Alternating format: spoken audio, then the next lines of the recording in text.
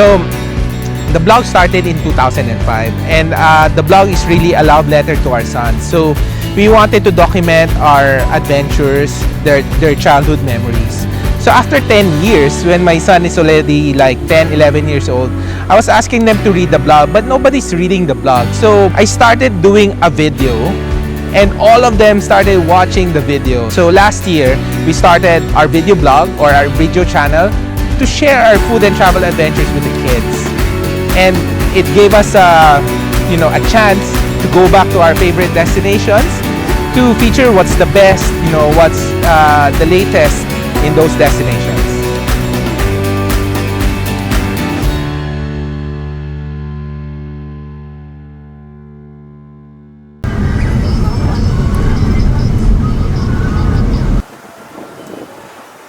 For the family, we love to travel to beaches outside the country, but our favorite are really road trips. So we have already done road trips to the south, to Bicol, that's where we started, and we already have trips to the north. We actually been to Sagada, and that was one of our memorable trips. I was about to give birth at that time, so that was the last trip before. That was the last trip to our fourth son. Yes, that was actually memorable, and that's why we're going back to discover Sagada again. We missed a few things last time, so like orange picking, and then there's this cultural event called Panagapoy, which we wanted to share with our kids.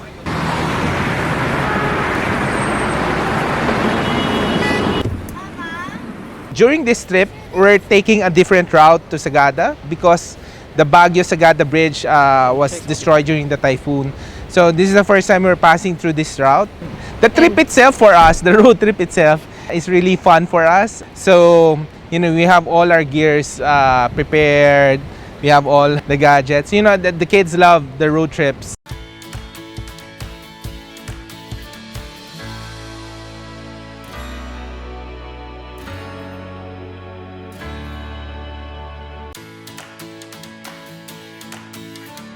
A lot of people ask me why I applied for Our Awesome Planet. It's the company, the team.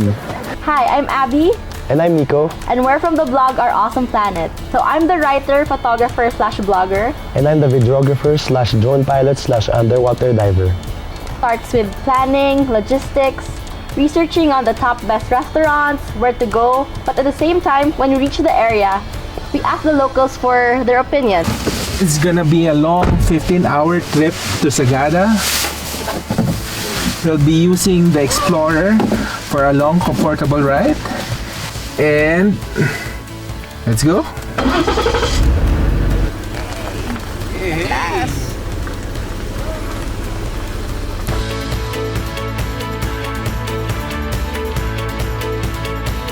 Hi, fans of Nico. Hello. We're on our way here to Sagada for a 15-hour drive.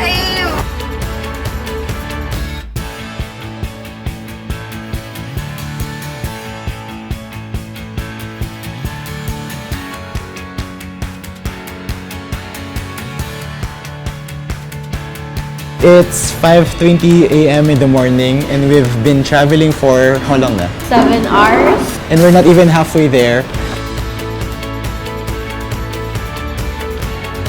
This is actually my first long trip. So far, so good.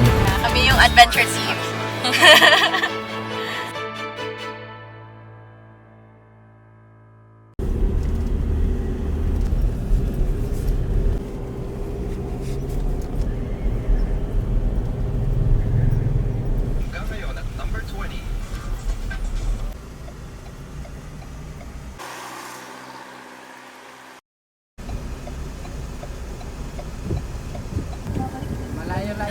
Tatapok po kayo, sobrang layo. Maglalakad kayo, then tatawid kayo doon sa tulay. Kasi nga, yung tulay doon na ganun. So it's currently 10:55 and we're kinda lost. So we're actually in Banawe right now and we need to go back to Tabuk. which is 3 hours away from here. Halfway through, we got separated, yung mga cars. And we have to go back down the mountain again. All the way back to the starting point.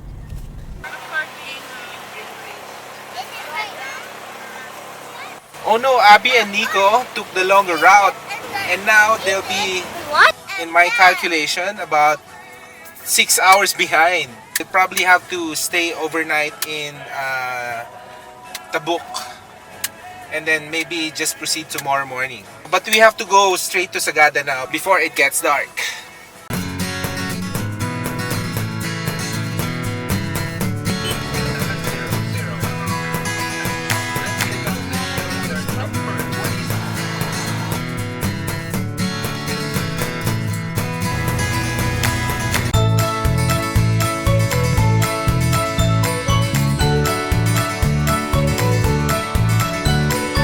Yesterday, we actually got lost. Pero it's actually a really good thing dahil sa morning drive, lahat ng route, puro scenic. We left the hotel at around 4 a.m. I think. Tapos we reached this place, this mountain area around mga 5 a.m. something. So perfect siya. On our right is yung mountain face, tapos sa left is yung cliff with all the fog, tsaka yung view. Perfect So, siya. buong ride, maganda for shots. And puno ng fog. Tapos makikita mo siya nag-disappear as the hours pass by. Tapos you'll see yung mga rice terraces, tsaka yung people, mabait na mga tao. So, it's actually a blessing na nawala kami. Kasi yung shots are really good. We're now here in Sagada. The team is still catching up. So we had time to go around Sagada, reminiscing our adventurous moment the first time. We were driving the Ford Explorer. Was able to conquer all the winding roads, all the rough roads, and it's very comfortable. So, we got free water from the spring, free car wash. And we're gonna clean our cars because it's been a messy ride. So Abby was our first ever employee in Team Our Awesome Planet, and I trained her myself on vlogging.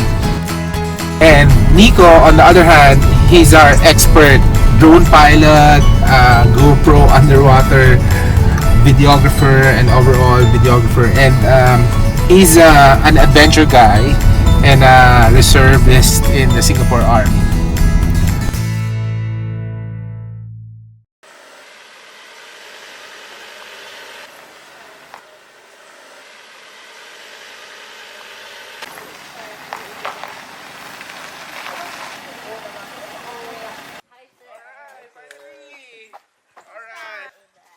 Glad you guys are safe, Finally, Team OAP and the entire production crew is here. We can now shoot the next stop Sagada project.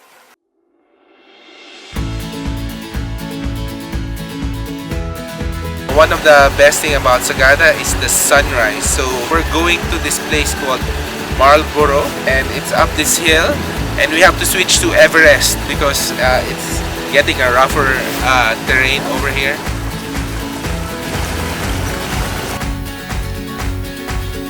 Unfortunately, during the last typhoon Haima, the trees fell down, so they blocked the route, so we have to walk. It's cold, but it's a good hike.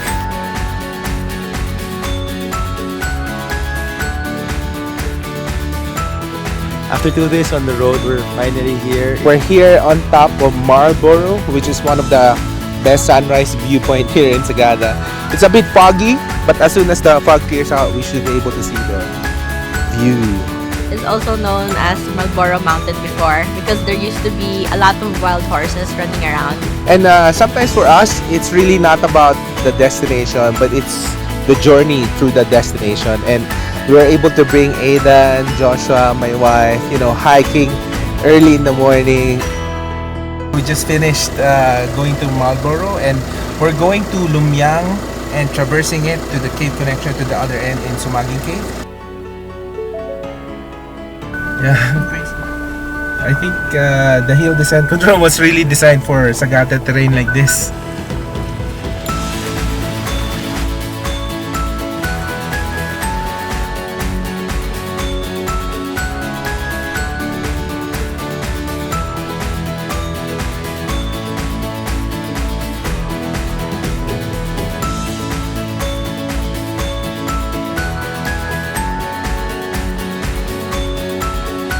So after the Marlboro hike, Abby and team went inside the Lumyang cave.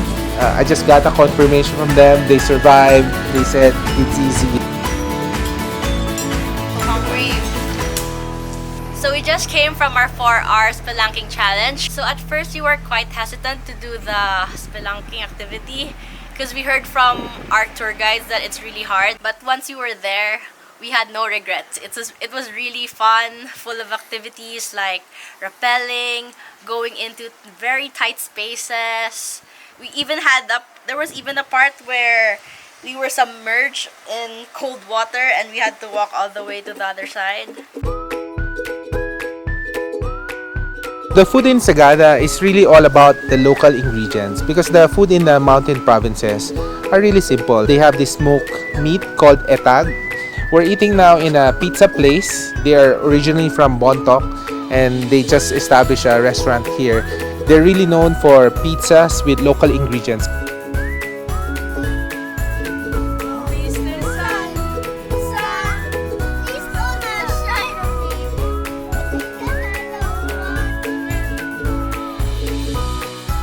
Okay, so we're here at Cellar Door. This is where they have a nice wine selection in their cellar. And now they do some Sagada brew over here. You can like drink amidst the pine trees. So, you know, it's a nice escape, mini escape here in Sagada. Since they're used to traveling already, it's kind of easy to already know what to do, except that it takes longer for me to prepare since there are 4 kids. They have different needs, but basically they're just cool.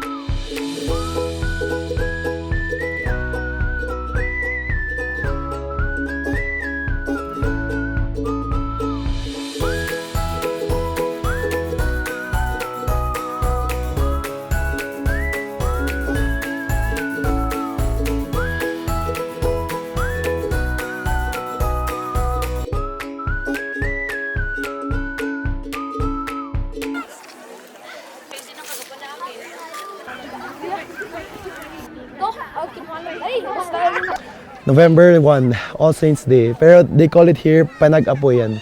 May kumausap sa aking girl kanina. Sabi nila, this is basically a regular All Souls Day lang. The only difference is, instead of using candles, they use wood. Because back in the day daw, they didn't have candles. So now, they just carried over the tradition lang until today. Parang nagiging family gathering na rin siya for everyone.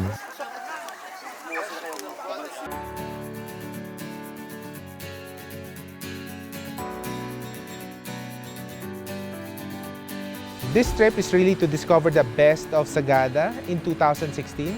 We've been in this place for the first time 2 years ago when Rach was still pregnant with Yugi, and now we are able to bring all the 4 boys with us. Every time the road trips are really amazing. We've discovered a lot of amazing places along the way. I think we have a few more hours left na lang or days, tapos we're gonna go back to Manila. It's been great, although madaming naging down, mas madami namin naging up. Like nung first day, personally I came from Antipolo pa all the way to Alabang, then from Alabang we went to NLEX, Esitex, Tarlac, then Nueva-Vizcaya, then nag-Santiago, then umakyat pa kami ng Banawit. Basically, there was like 2 days of travel on the road. Tapos when we reached Sagada, it was really worth it. We did the Sagada experience not just to show the story of the food, the culture, the locals, but to show how unique our culture and heritage is. I've learned a lot in this trip, like for example, meeting new people. So on this trip, parang ang dami kong nakilala, ang dami kong nalaman, and it was really worth it. It's the most memorable and challenging trips I had. The team bonded closer. The team, Abby and Nico, we've traveled to all the adventures with them, and this is not without any misadventures. We're still pull it through. I'm really proud of them. And I'm proud of, like, for example, Abby, to be able to do a road trip along that Kalinga route. I'm glad they were able to follow up safely. We wanted to share the story of Sagada through the millennials as well, to the younger generation. And that's why we're bringing our family with us as well. See the place through their eyes. Our viewers, all the younger viewers, would grow with us and be able to embrace and love Sagada the way we do.